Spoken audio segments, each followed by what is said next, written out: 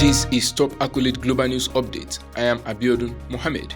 Russian nationalists and some lawmakers have demanded punishment for commanders they accused of ignoring dangers as anger grew over the killing of dozens of Russian soldiers in one of the Ukraine war's deadliest strikes.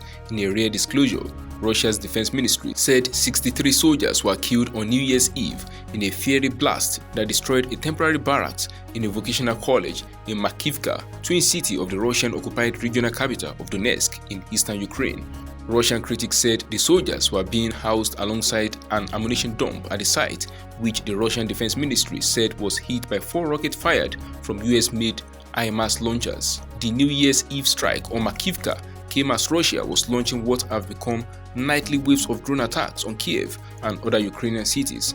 Ukrainian officials said Russia had on Monday struck Ukraine-controlled parts of the Donetsk region, hitting the village of Yakovlivka, the city of Kramatorsk, and destroying an ice rink in the town of Druskivka. Ukraine said the Russian death toll in Makiivka was in hundreds, though pro-Russian officials called that an exaggeration.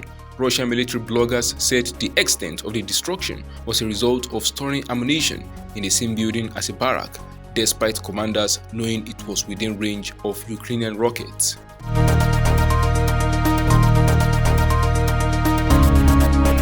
State media in China played down the severity of its surge of COVID-19 infections ahead of an expected briefing on Tuesday by its scientists to the World Health Organization, which is hoping for detailed data on the evolution of the virus.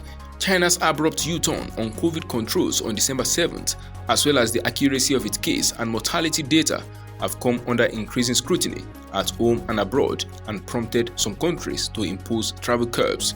The policy shift followed protests over the zero-COVID approach championed by Xi Jinping, marking the strongest show of public defiance in his decade-old presidency and coinciding with the slowest growth in China in nearly half a century. As the virus spreads unchecked, funeral parlors have reported a spike in demand for their services, and international health experts predict at least 1 million deaths in the world's most populous country this year.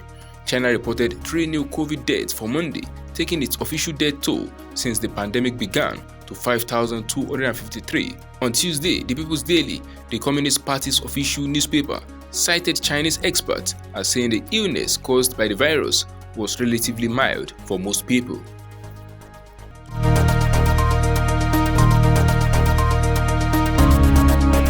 Israel's far-right National Security Minister Itamar Ben-Gvir has entered the compound that houses the Al-Aqsa Mosque in occupied East Jerusalem in a move that threatens a backlash from Palestinians who have labeled the act an unprecedented provocation. Ben-Gvir was seen at the site on Tuesday under heavy security. Ben-Gvir has long called for greater Jewish access to the holy site, which is viewed by Palestinians as provocative and as a potential precursor to Israel taking complete control over the compound. Leading rabbis forbid Jews from praying on the site. Ben-Gvir wrote on Twitter after his visit that the site, in quote, is open to all, and if Hamas thinks that if it threatens me, it will deter me, they should understand that times have changed, end of quote. Ophir Genderman, who has long served as Prime Minister Benjamin Netanyahu's Arabic language spokesman, released a video saying that the situation is completely calm at the holy site following Ben-Gvir's departure.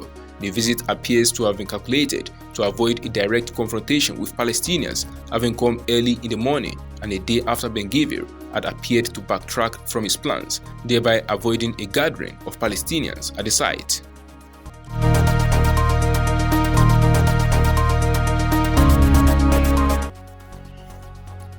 The United States is not discussing joint nuclear exercises with South Korea, US President Joe Biden has said, appearing to contradict remarks by his South Korean counterpart, President Yoon Suk-yeol, that Washington and Seoul were in talks on exercises involving US nuclear assets. The South Korean president said in a newspaper interview that Seoul and Washington were in talks on joint planning and exercises involving US nuclear assets to counter North Korea's nuclear threat. Asked by reporters at the White House on Monday if he was currently discussing joint nuclear exercises with South Korea, Biden said no. President Yoon's comment in an interview published in the Chosun Ilbo newspaper on Monday come at a time of growing tension with North Korea, which test-launched an unprecedented number of ballistic missiles in 2022 and has promised to robustly counter what it views as military planning by the US and South Korea for a possible invasion.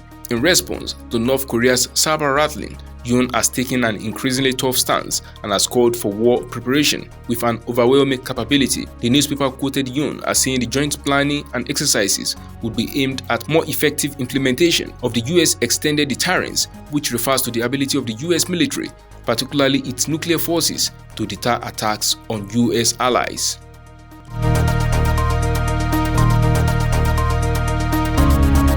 Millions of low-income households in Britain will receive cost of living support from the government of up to £900 over the financial year, the country's Department of Work and Pensions said on Tuesday. The money will directly go to claimants' bank accounts in 3 payments over the financial year, the department said in a statement. The cash support was announced by Chancellor Jeremy Hunt in his autumn statement, along with a string of tax increases and tighter public spending.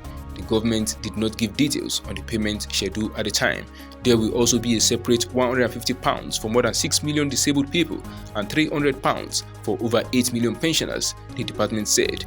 The latest support package follows a £1,200 cash support program for low-income households last year as Britain struggles with a cost of living crisis amid a challenging economic environment. That is the size of top ACCUSE Global News Update. You can follow us on our social media platforms as displayed on your screen. Happy Tuesday!